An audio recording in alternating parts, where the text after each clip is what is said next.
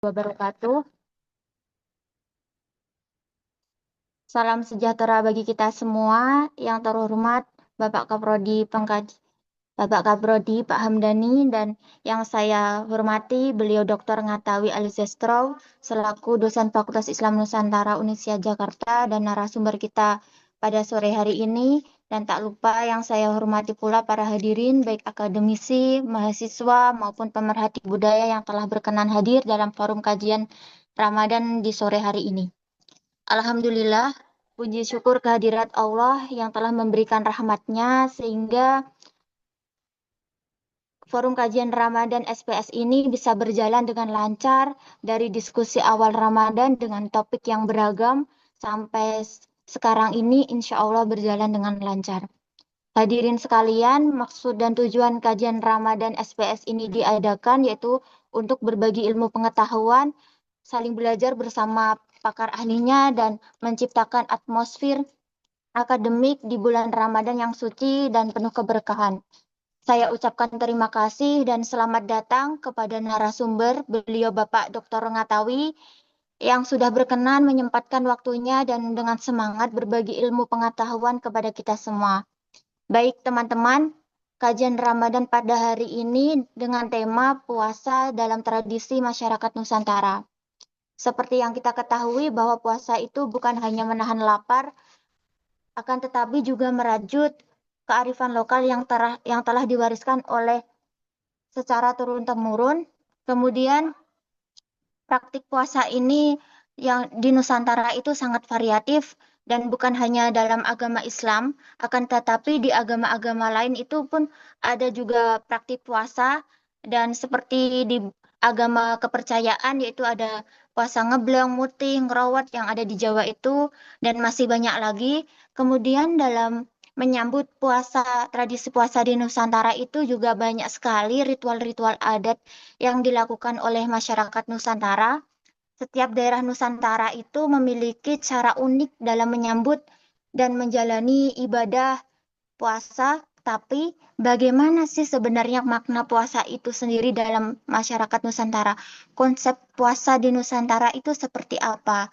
Nah, untuk itu telah hadir bersama kita seorang pakar yang memiliki perhatian besar terhadap kajian budaya dan keislaman. Beliau nama Dr. Ngatawi SAG MSI Alzestrow, tempat tanggal lahir Pati 27 Agustus 1966, alamat di Perumahan Taman Serua nomor 70, Bojongsari, Depok. Kemudian riwayat pendidikan beliau S1 di IN Yogyakarta, kemudian S2-nya di UI, dan S3 di UI dengan jurusan Sosiologi.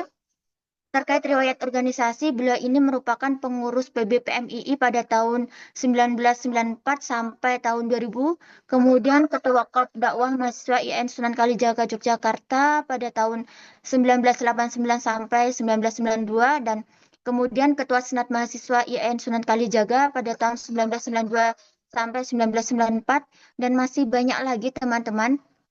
Dan beliau ini juga merupakan konselor Unima atau Paguyuban Wayang Internasional pada tahun 2010 sampai 2018.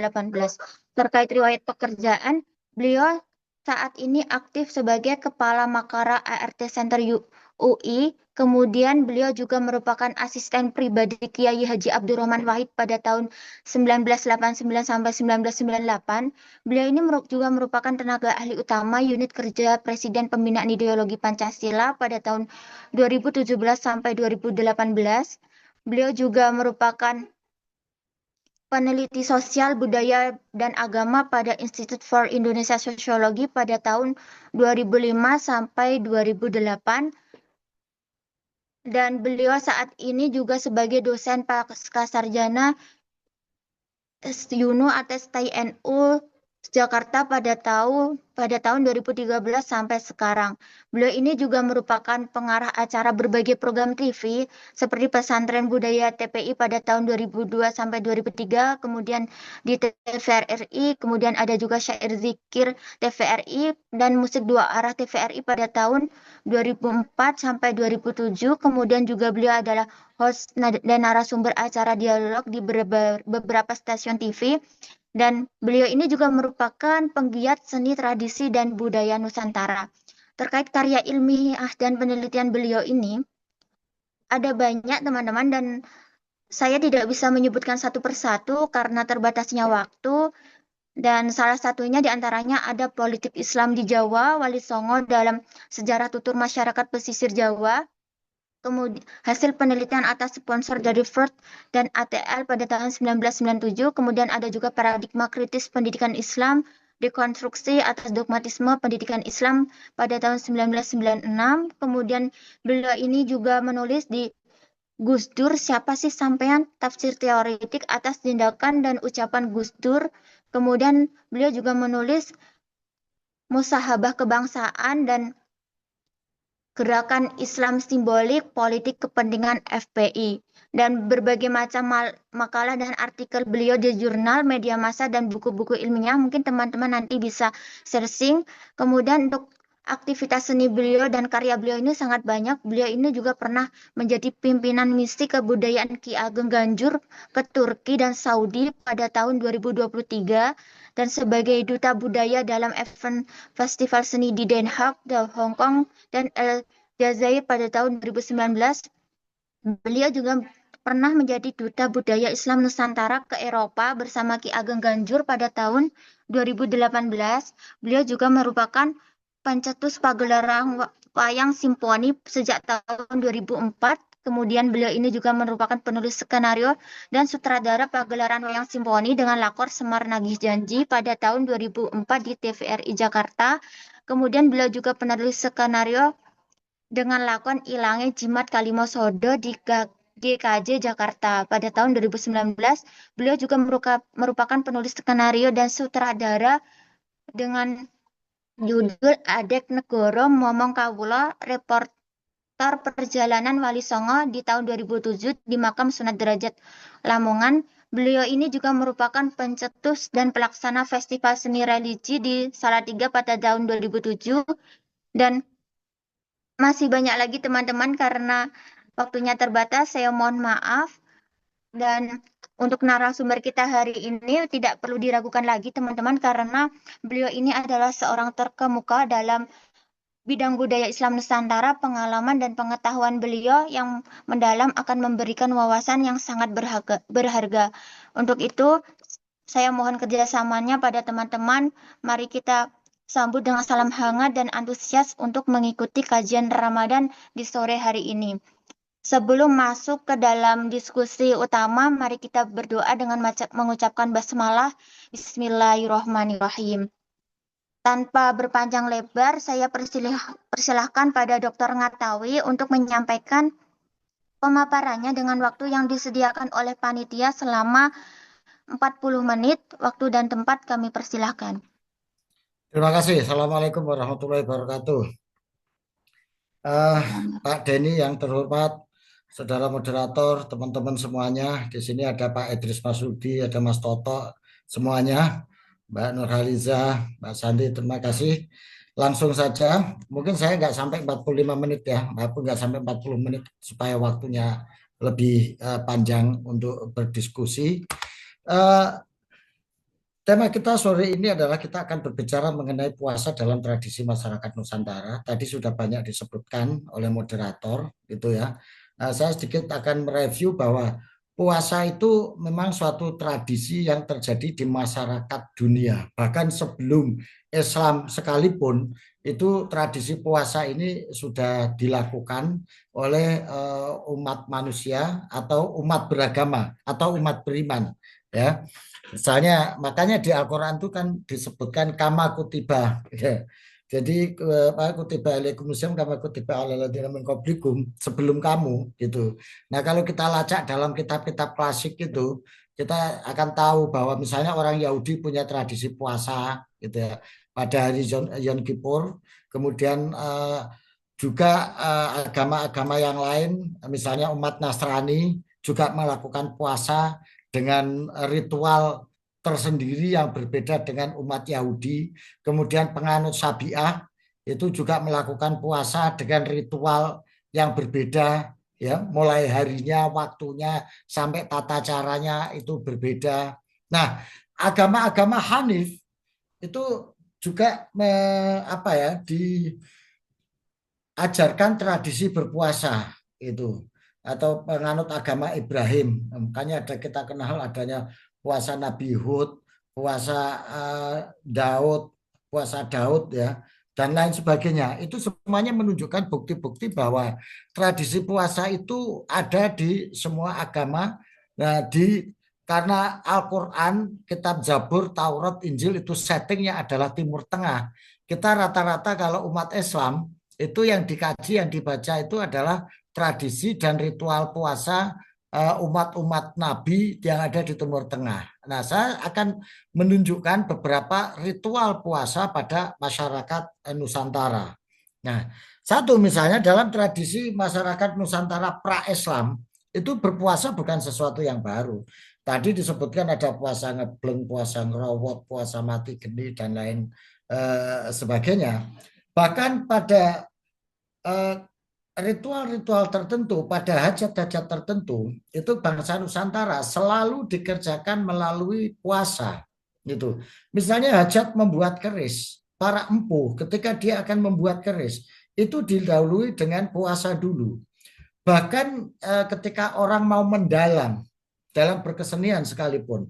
Misalnya ketika orang mau menari, orang mau main dalang, orang mau memainkan suatu ritual seni, itu biasanya mereka akan melakukan ritual puasa dulu gitu, dengan berbagai macam jenisnya. Jadi puasa dalam tradisi masyarakat Nusantara itu juga related, punya keterkaitan dengan spiritualitas atau ritual-ritual keagamaan.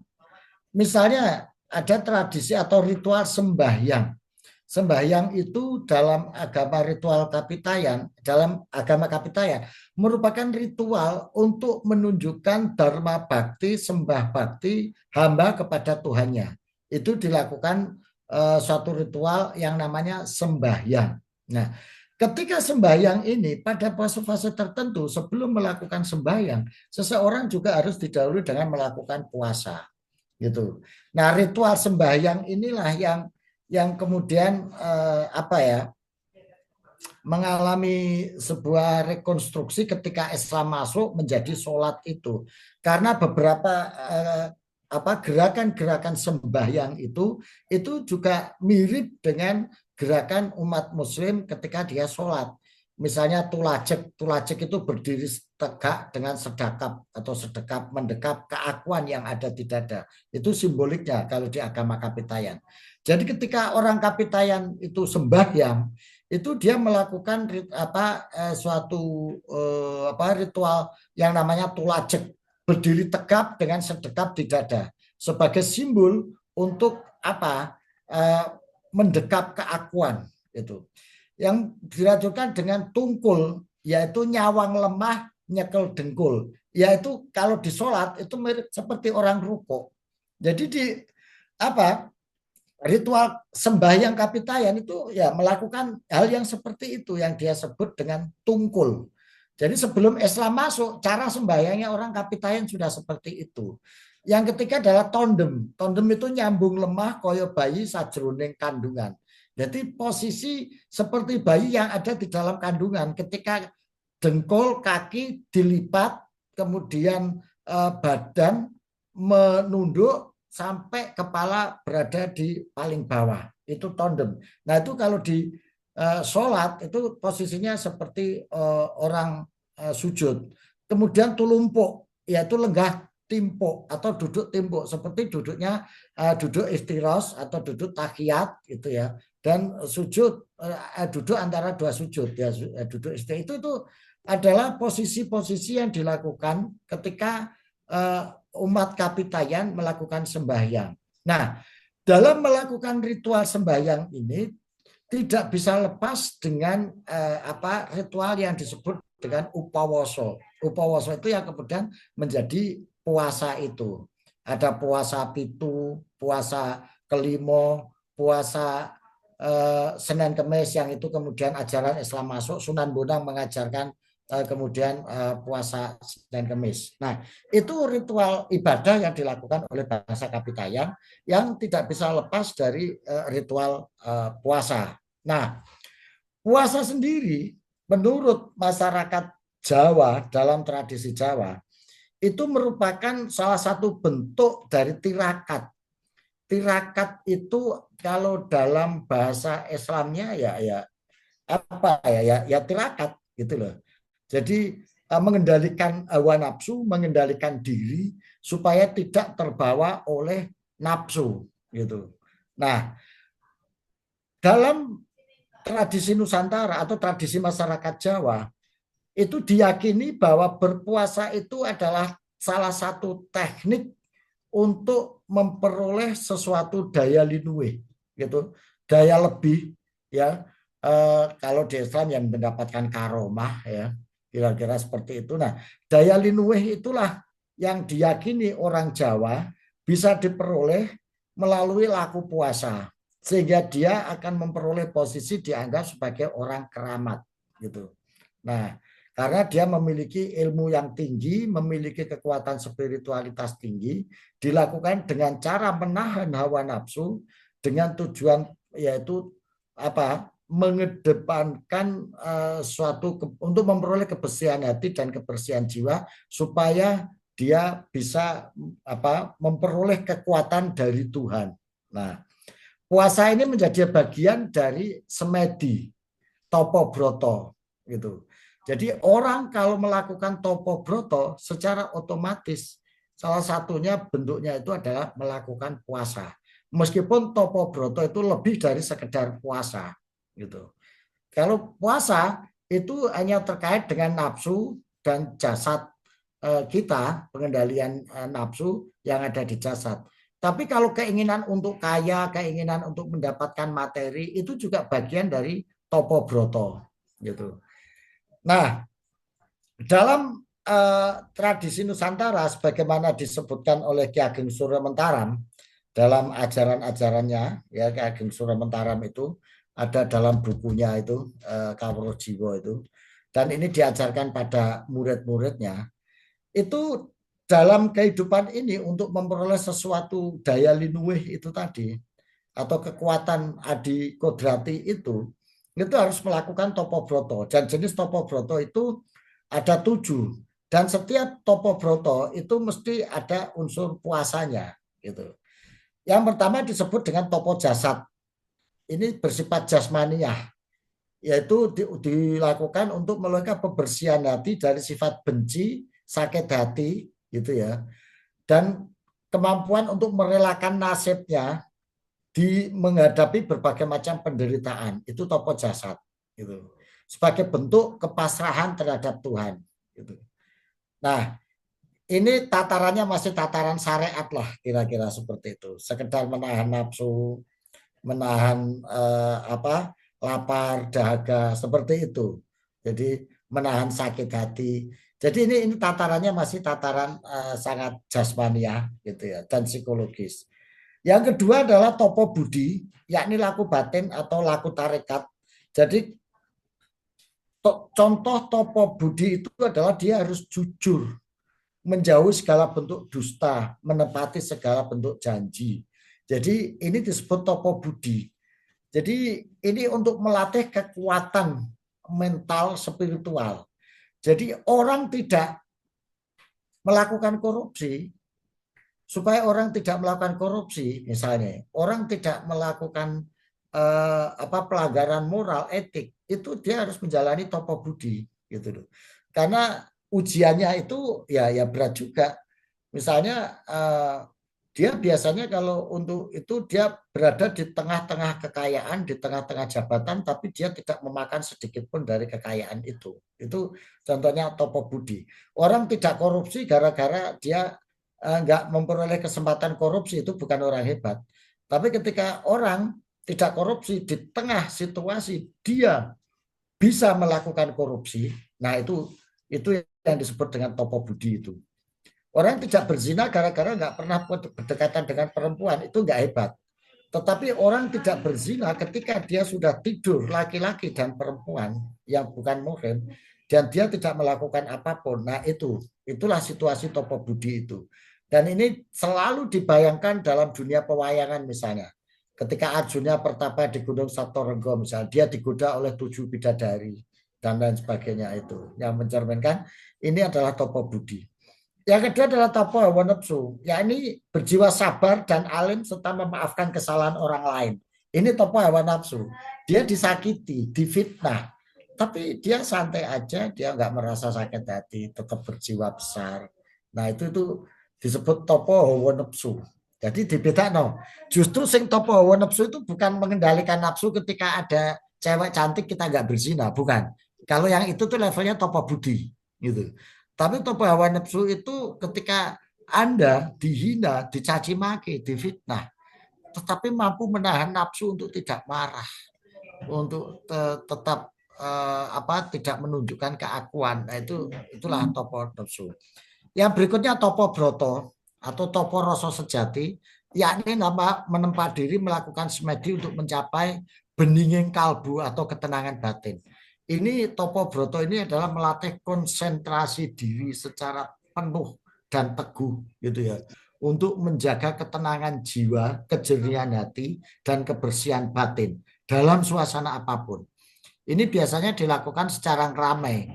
Topo Broto itu ada yang jenisnya topo ramai. Rame sepi ing rame, rame ing sepi gitu. Biasa itu adalah upaya untuk menjaga tetap istiqomah, menjaga kejernihan dan kebeningan hati. Ada Topo Sukmo, yaitu bersikap ambek paramarto atau bermurah hati, ikhlas dalam berbagi dan tidak mengganggu orang lain. Jadi ini dibuktikan dengan sikap dermawan. Jadi meskipun dia tidak punya harta, tetapi dia tetap bersikap dermawan. Kemudian Topo Cahyo Amuncar, yakni suatu topo untuk menjaga ingatan dan kepekaan batiniah gitu, agar bisa membedakan mana yang palsu dan mana yang sejati, yang asli. Di era post-truth seperti sekarang ini, ketika iblis, setan, demit semuanya pakai topeng malaikat, maka Topo Cahyo Amuncar ini menjadi satu laku spiritual yang penting untuk dilakukan. Dan itu ada tata caranya. Dalam ada juknisnya, puasanya berapa hari, harus hanya boleh makan apa saja, rapal bacaannya apa, lakunya bagaimana, itu ada. Yang berikutnya Topo Urip atau tapaning urip atau topo hidup, yakni melakukan hidup dengan penuh kehati-hatian serta ikhlas tanpa rasa khawatir, yaitu poso tawakal.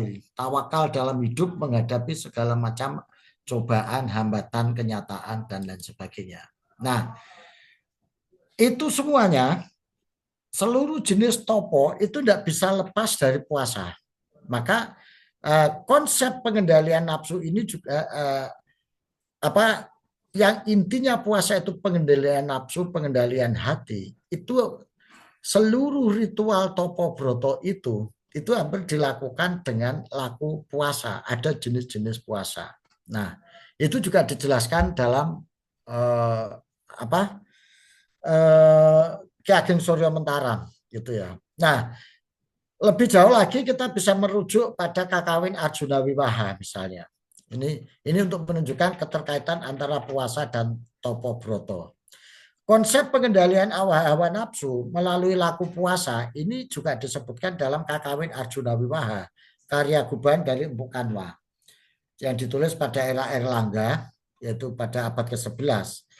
Dikisahkan di dalam naskah Arjuna Wiwaha itu, ketika Arjuna melakukan Topo Broto di Gunung Indrakila untuk membantu saudaranya Yudhistira, ketika negara Amarta ini direbut oleh para Kurawa karena dia kalah bertarung dadu itu, dan semua kekuasaan termasuk kekuasaan Yudhistira ini diambil alih oleh para Kurawa. Maka salah satu upaya untuk merebut kembali kekuasaan itu, maka Arjuna ketika membantu Yudhistira untuk memperebut kembali kekuasaannya itu, dia melakukan tapa brata dan berpuasa di Gunung Indrakila.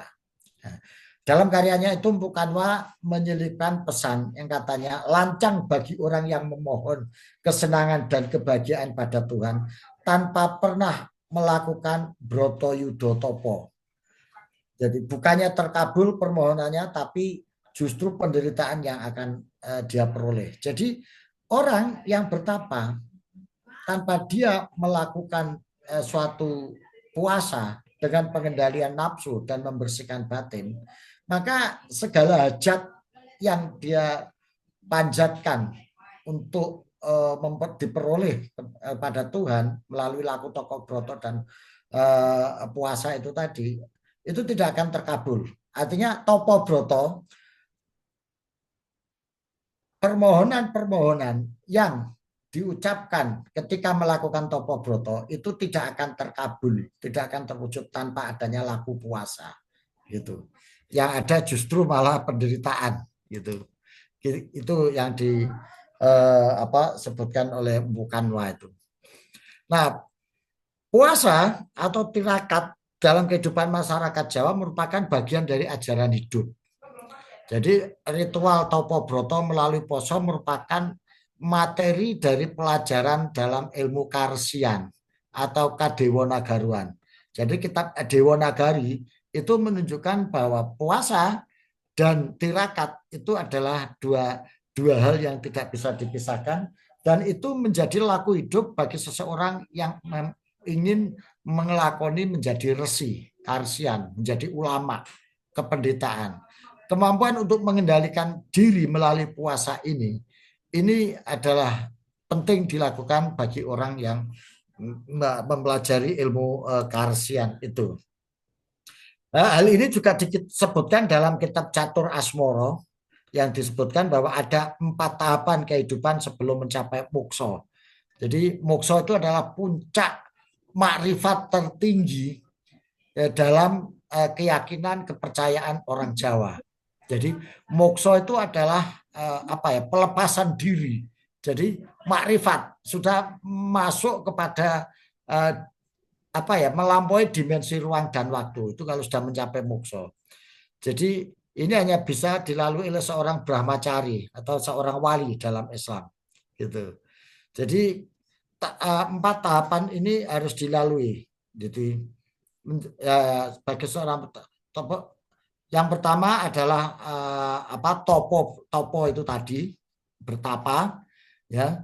Karena dengan bertapa akan kembali menjalani ketika mencapai fase yang ketiga yaitu wonoprasto. Pada tahap ini seorang akan mencapai pengendalian diri yang puncak, seperti ketika Bima ketemu dengan dirinya sendiri, ketemu dewa Ruci ya, di dalam telengeng samudra Minangkalbu.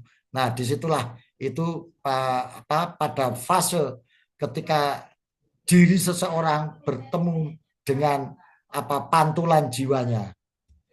Itu di dalam Catur Asmoro dijelaskan sangat detail. Nah, itu beberapa tradisi atau ritual puasa dalam keyakinan Kapitayan dan masyarakat Jawa. Kemudian di masyarakat Hindu, puasa di Hindu. Puasa di agama Hindu disebut dengan upawasa. Kenapa saya masukkan agama Hindu? Karena ini juga dilakukan oleh bangsa Nusantara, umat Nusantara sebelum Islam masuk. Gitu. Mereka melakukan puasa yang disebut upawasa. Gitu. Wajib di dalam upawasa ini adalah yang disebut dengan upawasa Siwaratri. Ini adalah kalau di Islam itu puasa Ramadan. Nah, itu adalah puasa yang wajib dilakukan oleh umat Hindu, namanya upawasa Siwaratri. Gitu. Tidak boleh makan dan minum mulai matahari terbit hingga matahari terbenam. Ada juga puasa Nyepi, ini yang dilakukan oleh umat Hindu. Nah, ada di puasa Nyepi ini ada amemati geni, amemati alelanguan gitu ya, amemati roso gitu. Itu puasa untuk agama Hindu yang menjadi bagian dari ritual keagamaan mereka. Kemudian untuk masyarakat Buddha misalnya, masyarakat Buddha juga mengenal adanya ritual puasa. Jadi di kalangan umat Buddha puasanya disebut dengan upasada. Jadi Ini wajib bagi umat Buddha dilaksanakan 2 kali dalam 1 bulan menurut kalender Buddhis yang berdasarkan peredaran bulan.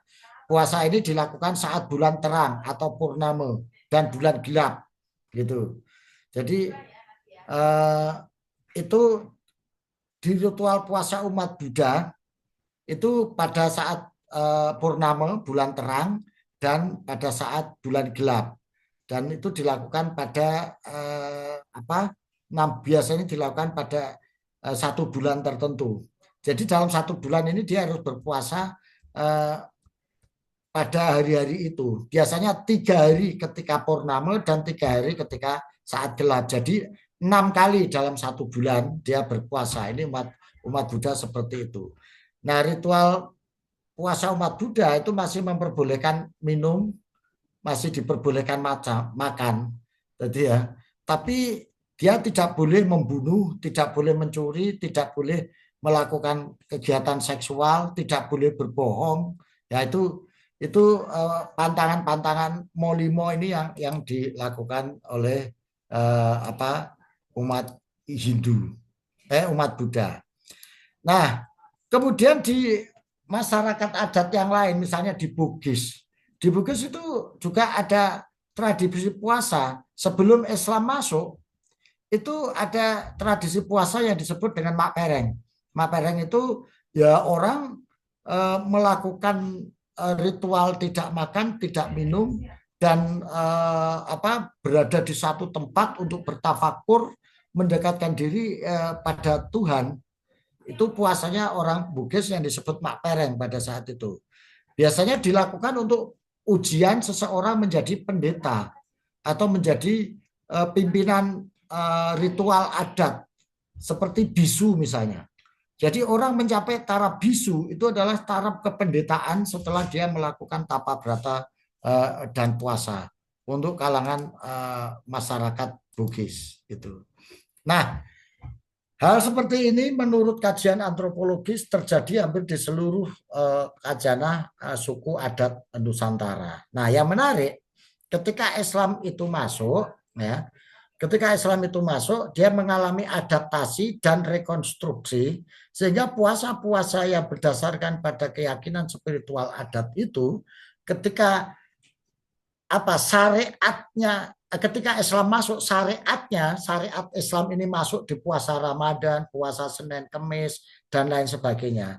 Tetapi tadi disebutkan oleh moderator, atas inovasi dan kreativitas bangsa Nusantara itu melahirkan beberapa ritual-ritual sampingan yang berfungsi untuk memperkuat dan berfungsi untuk menambah bobot dari karunia dan pahala dari puasa itu sendiri. Misalnya ada tradisi petang magang di Pekanbaru, tradisi mandi Balimo itu ya di Riau, terus kemudian ada tradisi jalur pancu, kuata sengginggi, tradisi megeng, dan lain sebagainya. Berbagai macam tradisi Ramadan, tradisi puasa ini muncul di berbagai tempat di Nusantara. Gitu. Nah, kalau kita membaca melihat data-data ritual puasa pada masyarakat lokal Nusantara, kemudian membandingkan dengan syariat berpuasa pada ajaran Islam, kemudian melihat berbagai macam ritual adat religius atau atau tradisi religius yang terkait dengan puasa, itu kita dapat melihatnya dari perspektif misalnya Arnold Toynbee. Kalau kita lihat di sini, ini kearifan dan kecerdasan bangsa Nusantara. Ini kalau kita pakai kerangka pikirnya Arnold Toynbee ketika menjelaskan teori kebudayaan. Bagi Arnold Toynbee, kebudayaan itu kan ada 3 lapis. Ya, lapis pertama itu dia sebut dengan lapis terluar. Yang lapis terluar itu adalah berupa sains dan simbol atau hal-hal yang sifatnya sains, rasional, simbolik. Itu lapis terluar dari kebudayaan.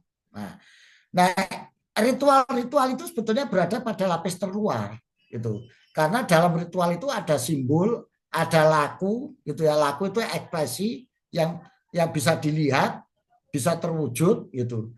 Nah, pada level ini banyak mengalami perubahan. Misalnya dari harinya berbeda, cara makan minumnya berbeda, Islam berbeda dengan Hindu, Hindu berbeda dengan Kapitayan. Jadi pada level terluarnya ini banyak mengalami perubahan dan banyak mengalami inovasi dan rekonstruksi. Beberapa tradisi yang muncul itu cerminan bahwa inovasi proses kreatif itu terjadi kebanyakan terjadi pada lapis terluar. Pada lapis terdalamnya itu disebut dengan aspek atau dimensi estetik kalau menurut Arnold Toynbee. Nah, pada dimensi estetik ini agak dalam dan proses rekonstruksinya dan titik temunya juga menjadi lebih luas gitu. Karena sama-sama pada bidang estetik. Misalnya puasa di orang Hindu itu melahirkan tradisi ogoh-ogoh, melahirkan ritual mati geni yang melahirkan berbagai macam bentuk kesenian itu tadi. Ada yang tari, ada yang seni rupa, ogoh-ogoh, dan lain sebagainya. Itu dimensi estetiknya. Di Islam juga sama. Dimensi estetiknya ini muncul misalnya ya ada beduk misalnya. Ini sudah ada titik temu antara itu. Nah, yang paling dalam itu adalah pada dimensi spiritual. Nah, dimensi spiritual ini yang tidak bisa ditawar gitu ya, hampir menjadi titik temu dari ritual puasa baik yang dilakukan oleh umat Islam, baik yang dilakukan oleh ajaran-ajaran Islam maupun sistem keyakinan lokal Nusantara sampai agama-agama yang lain, itu sebetulnya puasa itu pada dimensi terdalamnya, itu dimensi spiritualnya itu adalah sama, yaitu tujuannya maupun spiritnya itu sama, yaitu untuk mengasah kepekaan batiniah, menghilangkan tabir-tabir dan hijab yang bisa mengotori batin, yang bisa mengotori jiwa, sehingga menghalangi jatuhnya nur ilahi dan menghalangi terciptanya kepekaan dalam mensikapi dan membaca realitas. Itu titik temu ini pada dimensi spiritualitas ini. Nah, kalau dimensi paling dalam lagi, dimensi teologi, ini yang paling menjadi core pembeda. Spiritualitasnya bisa sama. Maka orang sering mengatakan bahwa Jawa itu sudah Islam, tapi minus teologi, gitu, minus tauhid. Sunda gus Islam, gitu. Sunda itu juga sudah Islam sebelum Islam, tetapi Islam pada dimensi ritual, spiritual, dan dimensi estetiknya. Tetapi pada dimensi teologis, pada dimensi tauhid, inilah yang membedakan praktek berpuasa, syariat berpuasa antara satu dan lainnya. Intinya apa? Berpuasa telah melahirkan berbagai macam bentuk, format, dan ekspresi budaya yang berupa tradisi yang ada di masyarakat Nusantara. Dan tradisi berpuasa masyarakat Nusantara semakin berkembang dan semakin kaya ketika Islam ini masuk, gitu ya. Karena terjadi proses enrichment, pengayaan antara tradisi-tradisi puasa yang sudah ada sebelumnya dengan puasa, tradisi-tradisi puasa yang diajarkan oleh Islam. Dari proses titik temu antara tradisi puasa Nusantara dan tradisi puasa keislaman ini, akhirnya terjadi transformasi kebudayaan, transformasi tradisi pada level terluar, pada level simbolik, pada level ritual, pada level estetik, gitu ya, kalau pakai teorinya Toynbee, gitu ya. Tetapi pada level spiritualitas, apalagi pada level teologis, gitu ya. Pada level tauhid ini tidak terjadi perubahan atau tidak terjadi hal yang bisa ditawar-tawar. Saya kira seperti ini ya, kalau ditanya lebih lanjut apa yang membuat kreativitas tradisi ini menjadi semakin berkembang, semakin banyak dalam masyarakat Nusantara. Ini saya melihatnya ada 3 faktor. Faktor pertama adalah karakteristik budaya Nusantara itu yang fleksibel dan elastis ya. Sehingga ini membuat proses kreatif bisa berjalan secara tinggi gitu ya. Yang kedua adalah karakteristik masyarakat Nusantara ya yang sangat terbuka karena dia berada di daerah kepulauan gitu. Jadi karena masyarakat yang sangat terbuka ini membuat proses pengayaan tradisi, proses akseptabilitas dan inovasi itu bisa berjalan dengan baik gitu. Itu 2 hal utama yang menyebabkan proses pengayaan tradisi ini berjalan di dalam ritual puasa yang dilakukan oleh bangsa Nusantara. Saya kira itu sebagai pemantik diskusi dan perbincangan. Monggo silakan kalau ada yang mau tanya dan mau ditanggapi. Silakan saya kembalikan ke moderator. Terima kasih. Baik, terima kasih kepada Bapak Dr. Rong Atawi atas pemaparan yang sangat komprehensif dan penuh wawasan.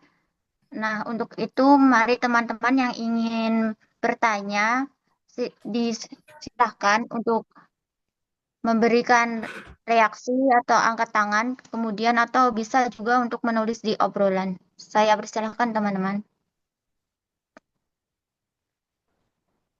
Silakan Kak Afgan. Oke, terima kasih moderator. Izin Pak Dr. Al-Ngatawi ingin bertanya. Jadi begini, ini mungkin pernah dibahas sama Gus Dur terkait peristiwa Arabisasi di Nusantara hari ini. Dengan konsepnya itu pribumisasi Islam. Cuman kan hari ini rasanya Arabisasi itu kembali mencuat kembali setelah wafatnya Gus Dur. Nah, hari ini banyak orang-orang Islam itu yo Islam iki yo Arab. Gak ono Islam istilah Jawa-Jawa nih gak ono. Bahasa Jawanya seperti itu.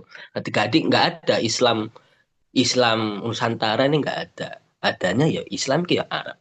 Bahkan sampai di tataran baju saja itu ya baju Islami itu ya jubah. Baju Islami ki ya baju koko dan lain sebagainya. Nah, lalu terkait dengan tradisi Nusantara ini kan saya pernah berbincang izin Pak Dokter berbincang dengan penjaga makamnya Sultan Agung di Jogja itu bahwa saya setuju bahwa Jawa ini sudah sangat melebur sekali dengan Islam. Beliau itu pernah bilang begini Pak, saya punya teman orang Kristen, dia ingin menjadikan anaknya seorang Jawa tulen, tapi ya dijawab gini sama penjaganya loh. Kamu tuh ndak akan pernah bisa menjadikan anakmu seorang Jawa sebelum kamu Islam. Karena Jawa ini Islam. Nah, itu kan bagian dari afirmasi terhadap tradisi yang sebelumnya sudah ada, termasuk puasa ini. Nah, terus saya mencoba menggatuk-gatukkannya atau mengaitkannya dengan Al-Hujurat ayat 13 yang ya alladzina amanu inna khalaqakum min dzakarin wa untha dan seterusnya. Itu kan berarti Allah ini memang menghendaki bahwa manusia ini hidup berbangsa-bangsa dan bersuku-suku agar saling kenal mengenal. Jadi pendek pikiran saya, berarti Allah ini misalkan saya orang Jawa, mentakdirkan saya sebagai seorang Jawa. Otomatis tingkah laku saya ya harus tingkah laku sebagai seorang Jawa. Termasuk bagaimana cara berpuasa, tradisi saya, tirakat saya. Nah, tapi orang hari ini itu seolah-olah alergi dengan hal-hal seperti itu. Termasuk contoh misalkan, saya punya hajat kepengen mengumrohkan orang tua saya. Biasanya orang Jawa itu nirakati keinginannya. Misalkan saya ingin puasa 40 hari, nirakati keinginan saya. Nah, itu orang-orang hari ini seakan-akan alergi dengan hal seperti itu ketika Islam dibenturkan dengan tradisi-tradisi yang lain. Nah, menurut Pak Dokter ini, kira-kira gerakan apa atau tanggapannya panjenengan ini terkait peristiwa hari ini yang seolah-olah setelah wafatnya Gus Dur ini kembali lagi persoalan Arabisasi. Terima kasih. Assalamualaikum warahmatullahi wabarakatuh. Waalaikumsalam warahmatullahi wabarakatuh. Bapak langsung dijawab atau disimpan dulu, Bapak? Ya saya ngikut moderator, yang punya otoritas kan moderator. Boleh langsung dijawab, Pak. Oke. Nah, Mas, fenomena Arabisasi atau yang saya sebut dengan puritanisme agama itu sebetulnya benih-benihnya sudah lama timbul ya. Ketika orang mulai tidak mengenal lagi akar tradisi, orang mulai tidak mengenal lagi sejarah dirinya, itu adalah titik pijak dari terjadinya arus yang saya sebut dengan puritanisme agama dan Arabisasi itu tadi gitu. Jadi fenomena ini muncul bukan ketika Gus Dur meninggal, Mas, gitu. Tapi ketika orang-orang mulai banyak meninggalkan, melupakan sejarah dan tidak memahami tradisinya. Karena bagi saya sejarah dan tradisi itu adalah benteng bagi imunitas kultural suatu bangsa. Jadi imunitas kultural suatu bangsa itu ketika dia ngerti sejarah dan memahami tradisinya. Sejarah tidak semata-mata sebagai peristiwa masa lalu, tapi sejarah harus dipahami dalam 3 fungsi. Yang pertama, sejarah harus dipahami sebagai rute peradaban bagi suatu bangsa. Ya. Yang kedua, sejarah harus dipahami sebagai marojiul hayah atau referensi hidup. Yang ketiga, sejarah harus didudukkan sebagai source of knowledge atau sumber atau bahan baku dari pengetahuan. Ini harus didudukkan seperti ini. Nah, orang-orang ketika tidak mengerti sejarah, maka dia akan kehilangan referensi, kehilangan jejak untuk membangun peradaban, dan kehilangan sumber pengetahuan. Akhirnya diberi pengetahuan apa saja, dia mudah diterima, mudah dimakan, dan mudah untuk ditelan mentah-mentah. Nah, ini bedanya ya ulama-ulama Nusantara tempo dulu dengan ulama-ulama karbitan atau ulama-ulama yang ada saat ini, yang dia tidak mengerti sejarah, tidak mengerti tradisi, sehingga begitu dia dapat referensi dari Timur Tengah, referensi dari mana-mana, itu langsung ditelan mentah, gitu. Sehingga dia ya langsung copy paste dan langsung diyakini, gitu. Nah, ini yang menyebabkan ulama-ulama Nusantara ketika belajar ke Timur Tengah, begitu pulang dari Timur Tengah, dia tidak menerima pemikiran, tafsiran, pengetahuan, keislaman dari Timur Tengah apa adanya. Tetapi ditata ulang dengan referensi-referensi kesejarahan, referensi-referensi pemikiran, referensi-referensi tradisi yang ada di Nusantara. Coba lihat, hampir seluruh karya ulama Nusantara. Syekh Nawawi Al-Bantani, Abu Somad Al-Farimbangi, Syekh Arsad Al-Banjari, Mbah Hasyim As'ari, Nuruddin, semuanya beliau-beliau ngarang kitab gitu. Beliau-beliau lari ke Timur Tengah, belajar ke Timur Tengah. Tapi begitu pulang dari Timur Tengah, dia bangun suatu perspektif kenusantaraan untuk menafsirkan, mengkonstruksi pemikiran-pemikiran Timur Tengah itu dan dipilah-pilah, dia rekonstruksi ulang gitu. Itulah yang oleh Gus Dur disebut pribumisasi Islam itu gitu, yang ada sejak zaman Wali Songo. Kenapa beliau-beliau bisa melakukan itu? Ya karena paham sejarah, ngerti tradisi gitu. Sehingga orang kayak Syekh Arsad Al-Banjari misalnya, belajar tasawuf, belajar fikih, tapi begitu menerapkan tasawuf dan fikih dalam suatu karya ilmiah, dia tetap memasukkan perspektif kenusantaraan, gitu. Misalnya, Mbah Hasyim As'ari sama, gitu. Jadi kalau sampai yang tanya, lalu bagaimana menghadapi situasi seperti ini yang ada saat ini? Ya kalau saya sih jawabannya ya ulama-ulama, pemikir-pemikir agamawan Islam kita saat ini ya harus ngerti sejarah, ngerti tradisinya, karena itu sebagai resources supaya bisa mensikapi dan mendudukkan masalah seperti halnya pada ulama-ulama Nusantara itu. Kalau dia nggak ngerti sejarah, dikasih referensi HTI, ya ditelan mentah-mentah HTI. Dikasih referensi khilafah, ditelan mentah-mentah referensi khilafah. Gitu. Dia nggak ngerti bahwa ulama-ulama Nusantara itu sudah mengijtihadi bangsa ini jadi NKRI, jadi Pancasila dan lain sebagainya itu. Atau yang perempuan juga sama, dikasih referensi gender, langsung diterima mentah-mentah gender itu. Dia nggak ngerti bahwa di Nusantara ini sudah ada raja perempuan abad ke-7 namanya Ratu Sima. Abad ke-9 ada Pramodawardhani, pemimpin bangsa Sailendra. Abad ke-13 punya Tribuana Tunggadewi. Abad 14 punya Sultanah Siti Nahrisah, Sultan perempuan, Mas. Abad 16 punya Sultanah Safiatuddin. Abad 18 punya Laksamana Malahayati abad 16. Itu perempuan semua, gitu. Nah, ini kan referensi sejarah yang bisa direkonstruksi ketika memahami menjabarkan Islam dalam konteks keindonesiaan. Maka pertanyaan sampean, kenapa fenomena apa sekarang kok Arabisasi semakin kuat? Ya karena kita nggak punya apa yang saya membahasakan dalam bahasa kultural saya itu.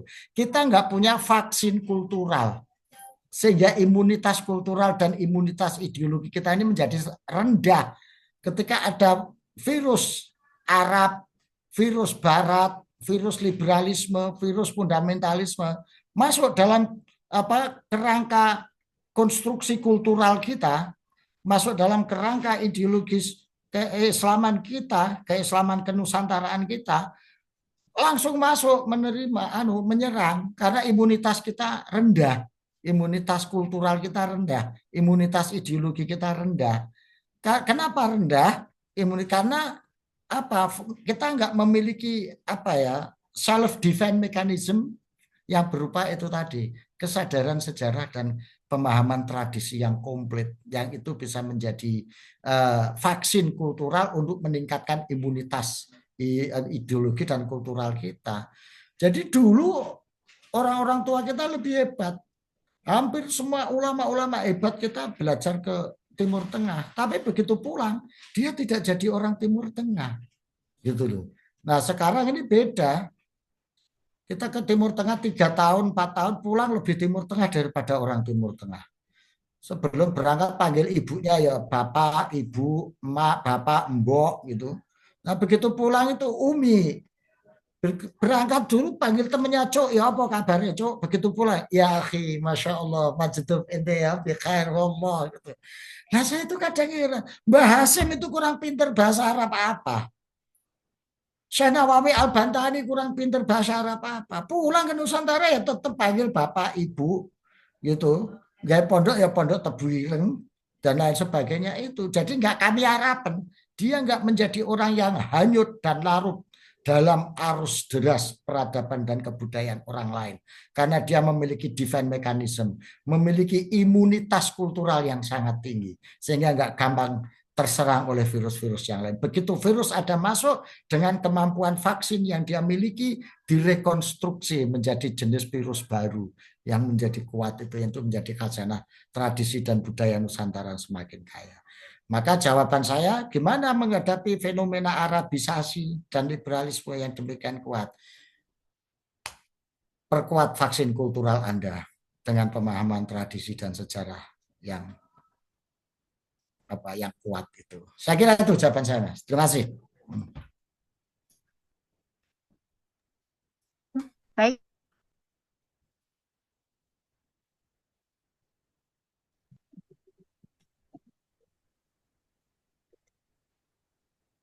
Mana ini moderator kok hilang?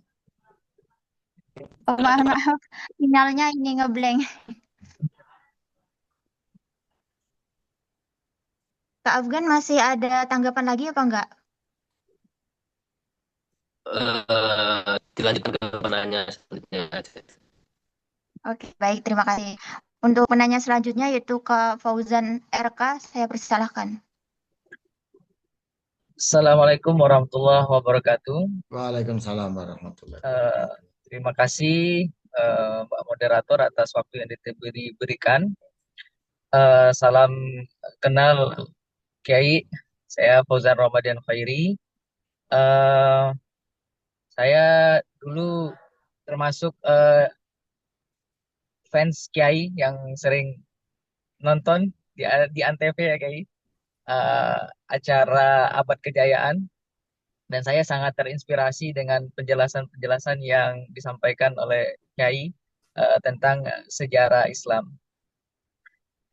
dalam konteks puasa dan tradisi Nusantara, saya melihat ada sebuah pola di berbagai wilayah di Nusantara ini dalam menyambut kedatangan bulan suci Ramadan.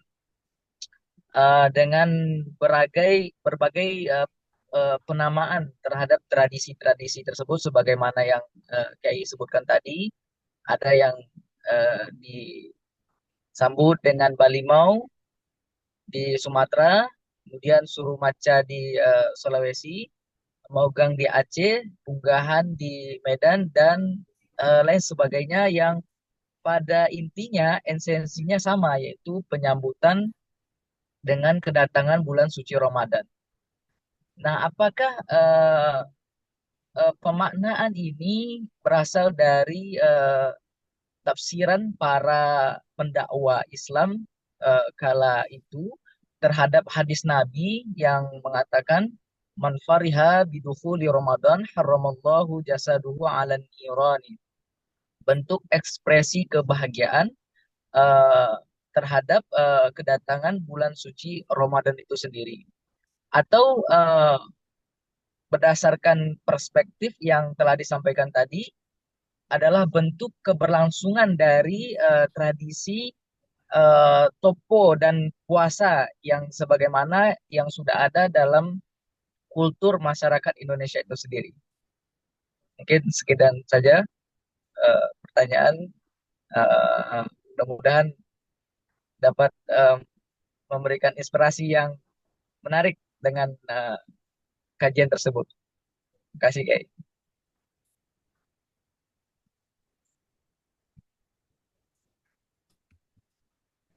Moderatornya masih di mute itu. Mohon maaf, Pak. Baik, terima kasih. Saya persilakan kepada Bapak Dr. Ngatawi untuk menjawab pertanyaan dari Kak Fauzan. Sangat sulit untuk menjawab ini ya Mas ya, karena yang namanya kebudayaan itu tidak seperti reaksi kimia. Kalau reaksi kimia itu kita bisa mendeteksi, melihat dari unsur-unsur yang akan dipadukan dalam reaksi itu ya secara fisikal gitu ya, dan kemudian mendeteksi reaksi begitu proses persenyawaan itu terjadi. Misalnya dalam reaksi kimia unsur H, unsur hidrogen. Unsur hidrogen itu secara fisikal itu sifatnya itu mudah terbakar gitu ya. Kemudian masanya juga lebih berat gitu ya. Kemudian ketika digabung dengan unsur oksigen dengan komposisi 1:1, 1 H dibanding 1 O, itu akan menjadi suatu zat yang namanya HO gitu ya. Tapi begitu dibandingkan dengan komposisi H2 O-nya 1, itu akan berubah total karakter dan reaksinya langsung seketika bisa dilihat secara nyata menjadi air gitu loh. Sehingga unsur-unsur antara hidrogen, oksigen melebur, hilang dengan memberikan wujud baru yang namanya air, yaitu persenyawaan antara hidrogen dan oksigen. Nah itu kalau dalam reaksi kimia itu bisa kita lihat, atau dalam reaksi fisika misalnya. Ketika kertas kita bakar, nah terjadi perubahan, di situ ada unsur kalori yang tinggi, di mana unsur fisik kertas itu ya, ketika terjadi proses persenyawaan terjadi perubahan dan lain sebagainya. Nah di kebudayaan tidak bisa kita lihat seperti itu. Misalnya kita katakan apakah tradisi-tradisi ini karena adanya unsur hadis yang mengatakan manfaat dan sebagainya itu tadi, atau ini karena terusan dari tradisi-tradisi yang tumbuh sebelumnya, tradisi puasa sebelumnya. Ini mana yang lebih dominan? Nah menurut saya bisa dua-duanya gitu ya, bisa dua-duanya. Buktinya apa? Kalau enggak, yang lain akan mati. Gitu. Bisa jadi tradisi ini muncul karena ada spirit dari orang-orang lokal, orang-orang yang memiliki kearifan lokal itu. Ketika ketemu tradisi berpuasa Ramadan, bahwa ketika puasa itu ritualnya begini-begini, keinginannya gini, akhirnya di-insert kebudayaan itu. Kalau pakai Adolf Toynbee lagi, itu ada yang namanya creative minority. Ya. Creative minority ini yang menjadi motor terbentuknya suatu tradisi, suatu format tradisi, itu di mana ini lahir dari hasil kreativitas dia ketika mengekspresikan, bisa juga ekspresi spirit religiositas, bisa juga ekspresi psikologi emosionalitas dia, bisa juga ekspresi dari tradisi-tradisi yang sudah ada sebelumnya itu untuk direkonstruksi gitu. Jadi bisa juga bahwa tradisi-tradisi itu muncul karena ada spirit untuk menyambut bulan puasa, di mana ada suatu perintah teologis ketika kita berbahagia dengan datangnya bulan puasa itu. Nah, maka kita akan memperoleh suatu pahala, memperoleh suatu balasan yang sangat membahagiakan itu. Maka akhirnya ini mengilhami bagi kreatif minority yang ada di suatu daerah tersebut, ya, untuk membuat berbagai macam ritual-ritual tradisi gitu yang mengekspresikan dari spirit religiositas manfarha itu tadi. Nah, kebetulan di situ sudah ada yang saya sebut resources tradisi yang ada gitu, sudah muncul, sehingga ini tinggal di-create dan dikembangkan. Jadi resources tradisi yang ada kemudian ketemu dengan perintah yang mengekspresikan spirit religiositas keislaman, sehingga ini di-create menjadi suatu format, suatu bentuk ritual yang akhirnya menjadi tradisi yang berkembang di masyarakat itu. Jadi itu Mas menurut saya. Jadi jawabannya ya bisa iya bisa tidak, tapi bisa juga dua-duanya gitu ya. Karena adanya kreatif minority yang kemudian meng-create suatu pola, suatu format ritual adat, ritual tradisi yang memanfaatkan resources yang sudah ada. Makanya saya tadi bilang bahwa orang yang memiliki pemahaman terhadap tradisi itu, orang yang memiliki pemahaman terhadap sejarah, itu dia akan lebih kreatif dan inovatif dalam mengekspresikan spirit religiositasnya, gitu ya, sehingga bisa menciptakan berbagai macam format bentuk ritual-ritual tradisi yang mengekspresikan spirit religiositas dia dan mencerminkan kearifan-kearifan lokal, nilai-nilai lokalitasnya yang ada pada masyarakat tersebut gitu.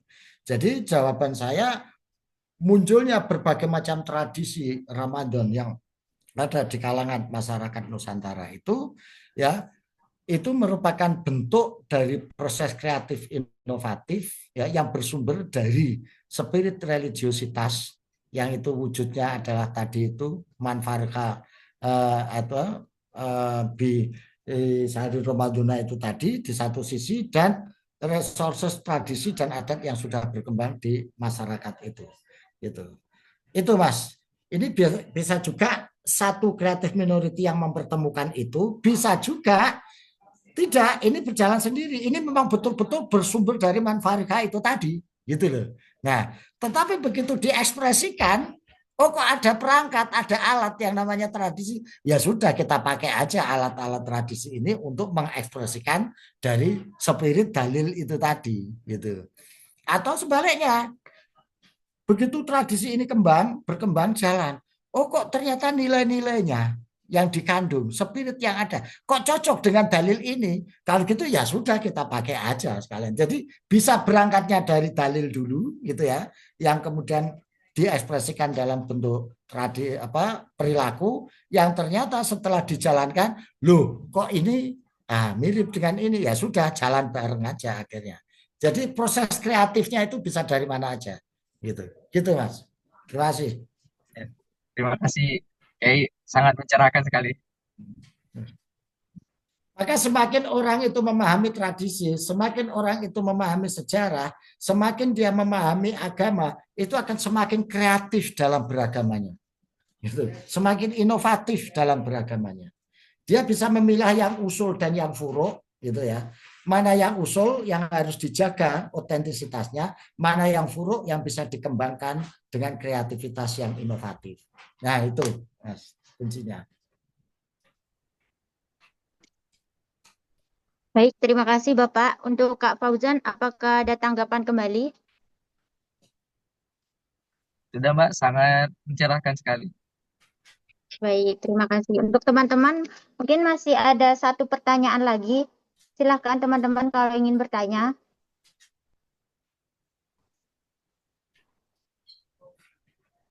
Kayaknya udah cukup, Ya. udah nggak sabar pengen buka puasa ini, Pak. Masih lama, masih 1 jam.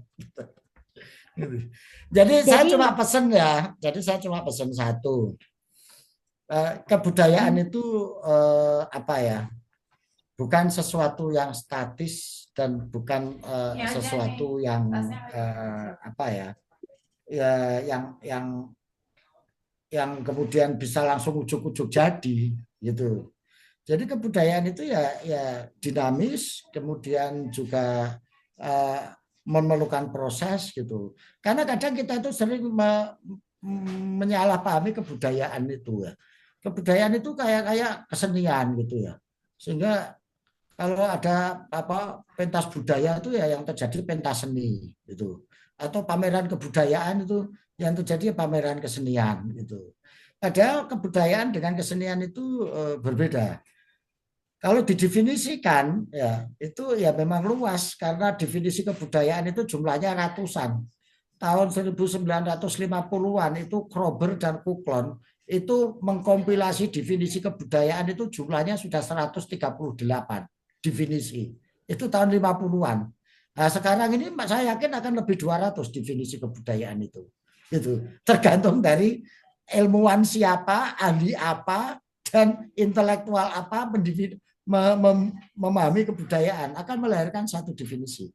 Tapi dari sekian ratus definisi itu, kalau kita peras, itu kok saya memahami hanya ada 3 aspek sesuatu produk atau karya manusia, itu bisa disebut kebudayaan. Maka saya memahami kebudayaan itu ya suatu karya cipta manusia yang mengandung 3 dimensi atau 3 aspek gitu ya. Jadi kebudayaan itu adalah cipta karya kreatif manusia yang mengandung 3 aspek, yaitu aspek estetik, aspek etik, dan aspek logik. Artinya apa? Di dalam kebudayaan itu harus ada dimensi etika, estetika, dan logika. Cuma kadarnya aja yang berbeda-beda. Kalau yang menonjol kadarnya itu aspek logika, maka kebudayaan menjelma atau terekspresi menjadi sains ilmu budaya sains ilmu pengetahuan teknologi dan lain sebagainya. Itu adalah dimensi kebudayaan yang menonjol pada dimensi logikanya gitu. Tapi dia tidak boleh sains teknologi ilmu pengetahuan itu harus tidak boleh kehilangan dimensi etik dan dimensi estetik kalau dia masih mau disebut kebudayaan. Jadi dimensi sains, teknologi gitu ya, dan ilmu pengetahuan itu akan tercerabut dari kebudayaan kalau dia kehilangan dimensi etik dan dimensi estetik. Gitu. Itu kalau menurut saya. Orang boleh tidak sepakat bahwa pengetahuan nggak boleh, dia kan bebas nilai. Gitu. Dia nggak boleh terikat oleh etik.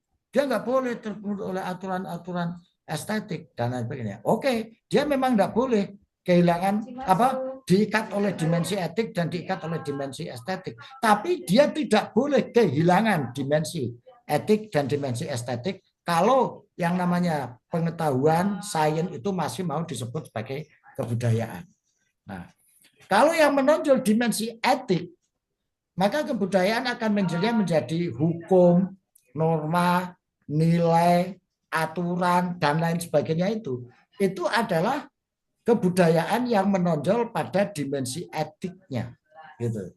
Maka hukum itu tidak boleh kehilangan dimensi etik dan tidak boleh kehilangan dimensi logik kalau dia masih mau disebut kebudayaan. Gitu.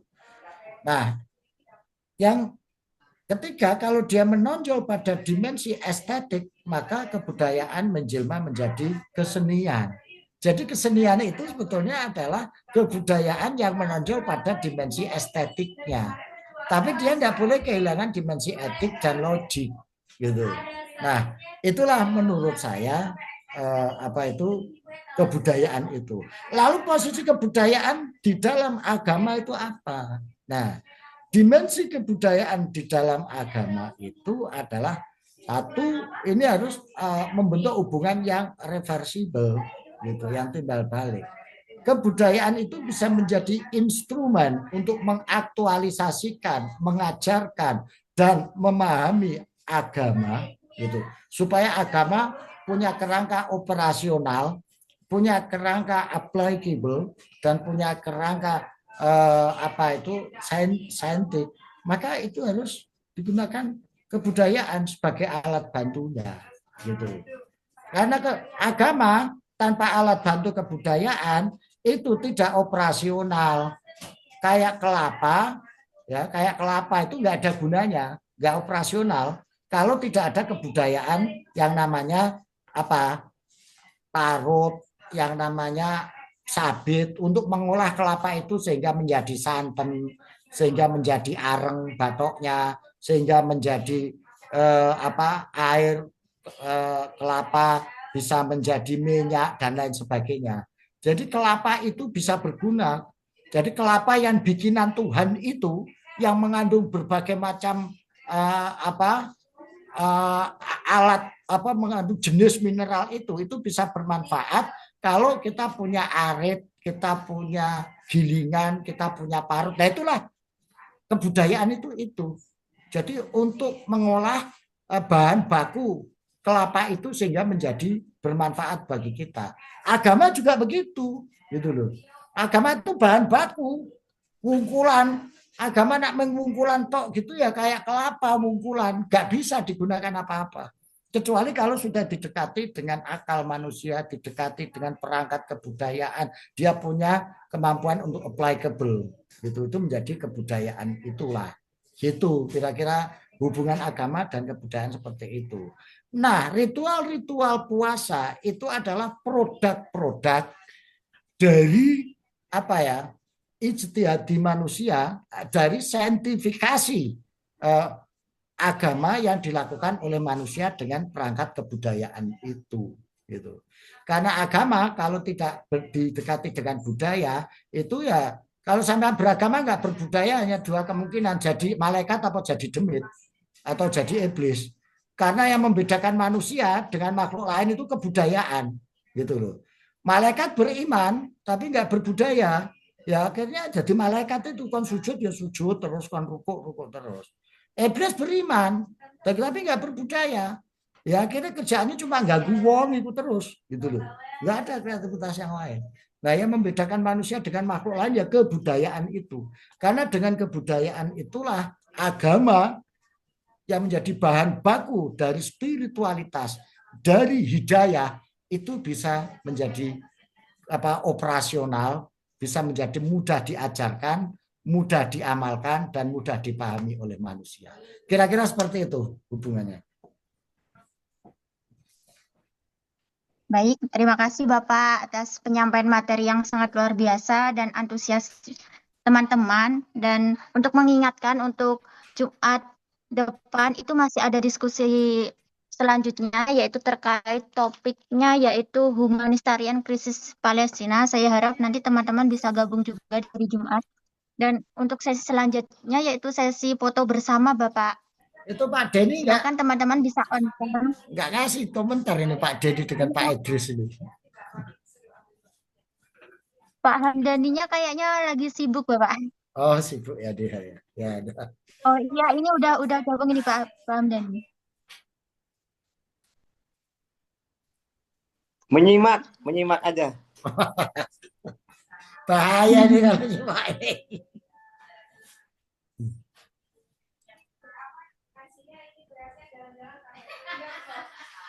Baik, bisa kami lanjut ya Pak. Ini untuk teman-teman bisa on cam, untuk Kak Darwin ini udah bergaya, dan kemudian Kak Siregar juga sudah bergaya, Kak Randi. Untuk teman-teman lainnya bisa on cam. Mbak Ifat udah siap ya Mbak Ifat untuk di screenshot. Oke, siap. 1, 2. Lagi, ganti gaya lagi. Oke, 1, 2. Cukup Mbak Ifat? Bentar, satu kali lagi dong. Oke, 1 kali lagi. Darwin bisa berganti gaya. 1, 2, 3. Oke. Oke, makasih. Oke, makasih ya. Saya pamit dulu ya.